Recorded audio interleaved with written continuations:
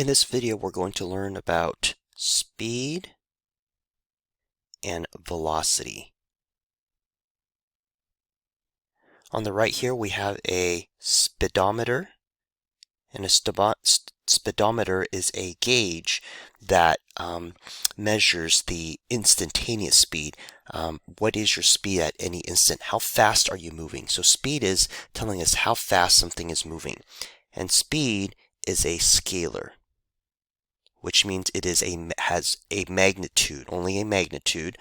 Magnitude is telling us how big the quantity is, how large the amount is. For example, if you're driving and your car is going at 30 miles per hour, that would be the speed. It's telling you how fast you're going. It doesn't tell you the direction.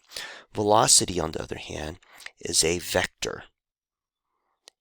And that tells you not only how fast you're going, so for example, 30 miles per hour, and it also tells you the direction, so east. So if you said 30 miles per hour east, that's actually telling you the velocity. The first part, the 30 miles per hour, that would be the speed. 30 miles per hour east, that tells you the velocity. The equation for speed, the way we calculate speed, is distance divided by the time. So what's the amount of ground that you cover? What is the total length that you cover? Divided by the time. While velocity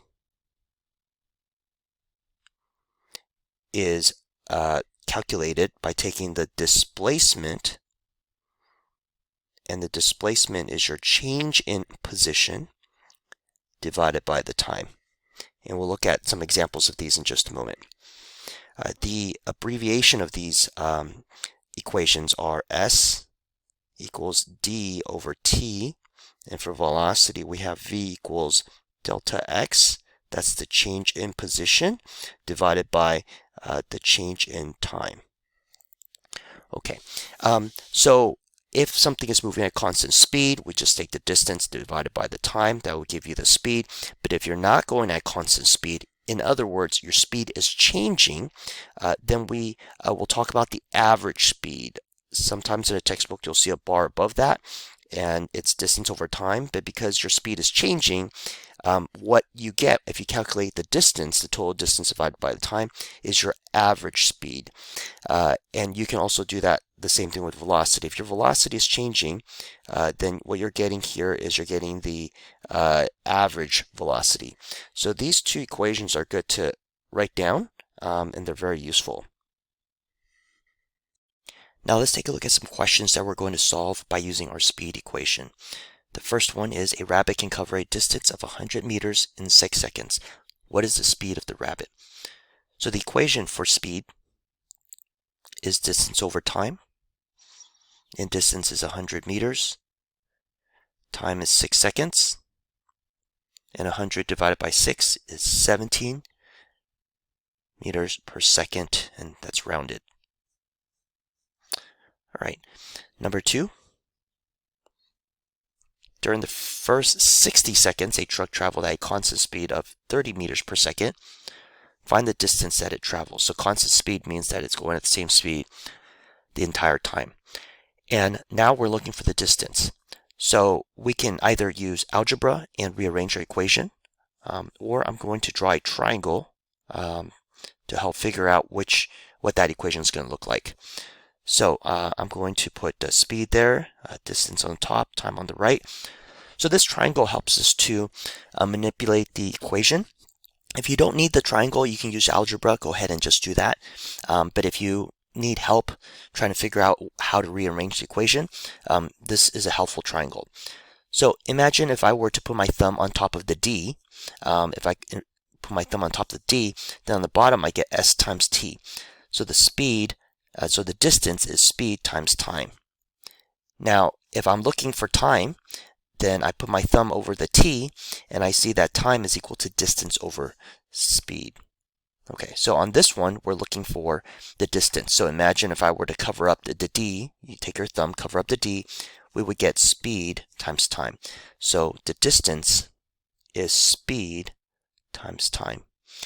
The speed is 30 meters per second times 60 seconds, and we get 1800 meters. Now let's take a look at question number 3. An elevator ascends at a constant speed of 6 meters per second. How much time is required for the elevator to travel 180 meters upward? Okay, so this time we're looking for time. So imagine that you put your thumb on top of the T, and so now T is equal to the distance over the speed. And the distance is 180 meters divided by the speed, which is 6 meters per second. 180 divided by 6, we get 30 seconds. So that's how long it would take for this elevator to travel 180 meters upward, 30 seconds. Now let's take a look at a problem that requires you to calculate not only the speed, but also the velocity as well. So the speed and the average velocity. A balloon drifts 200 meters towards the west, and we're going to make right positive, so this is going to be a negative value, west. Then the wind suddenly changes and the balloon flies 100 meters towards the east, and we'll make that a positive value. Okay, so my right, okay, my east, let's say east is that direction. That's going to be my positive direction. So something moves to the left, that's going to be moving in the negative direction. Part A. What was its average speed for the entire trip? So first we're going to figure out what the distance is. Okay, so for part A, the total distance,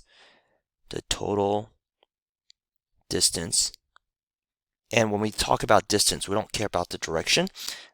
We just care about the total amount that it travels, is going to be 200 meters plus 100 meters, which is 300 meters. And I'm going to go ahead and bracket that because we're going to use that information in a little bit. Then to find the average speed, okay, I'm going to put a little bar above it. Just remember this, talking about the average speed, is the distance, the total distance divided by the time. So it's going to be 300 meters divided by 70 seconds. How did I get 70? Well, there is 50 seconds there and 20 seconds there. So 50 plus 20, that gives me 70 seconds. And we get I'm going to round this 4.3 meters per second. Okay, so that would be my average speed. Now what about the average velocity? This is going to be a little bit different. First we need to know what the displacement is. So the displacement takes into account the direction. So this balloon goes west 200 meters, and it's going to be negative. So that negative over here, it's going to be negative because going west and east is positive, and that's arbitrary. You just need to decide at the beginning of the problem which direction you want to make positive. Be consistent with that, and as long as you're consistent, your answer will be fine. And then it moves towards the east 100 meters, and that's in my positive direction. So if I combine these, if I add this up, I get negative 100 meters. I'm going to go ahead and bracket that because I'll come back and use that. The average velocity is the delta x, or the displacement, divided by delta t, which is the change in time. And the displacement is negative 100 meters, and the time is still the same. The time is still 70 seconds. How did I get 70? And the question is 50 seconds plus 20 seconds. I get 70 seconds. So 100 divided by 70 is 1.4 rounded, but it's going to be negative because it's traveling to the west a bigger length than it travels towards the right. So it's going to be negative 1.4, and the units are in meters per second.